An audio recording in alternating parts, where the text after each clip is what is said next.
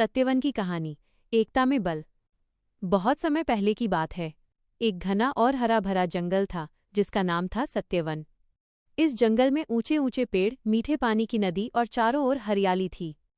सत्यवन इसलिए प्रसिद्ध था क्योंकि यहाँ सभी जानवर प्रेम, सहयोग और एकता से रहते थे। मुख्य पात्र: जंगल का राजा माइनस शेर। इस जंगल का राजा था एक बलवान और बुद्धिमान शेर जिसका नाम था वीर सिंह। वो केवल ताकतवर ही नहीं बल्कि न्यायप्रिय और दयालु भी था। उसका मानना था कि सच्चा राजा वही होता है जो सबकी रक्षा करे। चतुर बंदर। बरगद के पेड़ पर रहता था एक चालाक और समझदार बंदर जिसका नाम था चीकू। वो बहुत फुर्तीला था और जंगल की हर हलचल पर नजर रखता था। वफादार कुत्ता। जंगल की सीमा पर रहता था एक बहादुर कुत्ता जिसका नाम था भोला। घायल होने पर जंगल के जानवरों ने उसकी जान बचाई थी, तब से वो जंगल का रक्षक बन गया। दयालु गाय।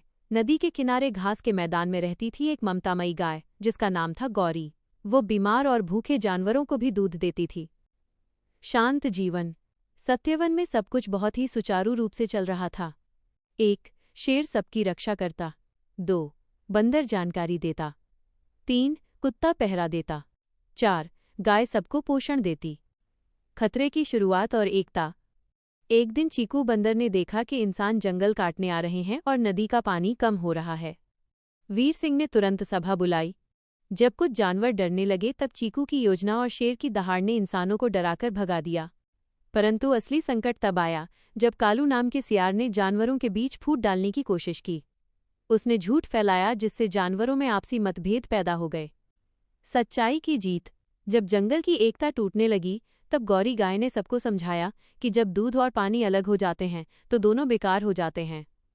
चीकू ने सियार की चालाकी पकड़ी और शेर ने उसे जंगल से निकाल दिया। एक बार फिर सत्यवन में खुशहाली लौट आई।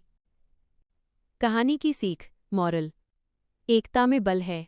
दयालुता और वफादारी सबसे बड़ी शक्ति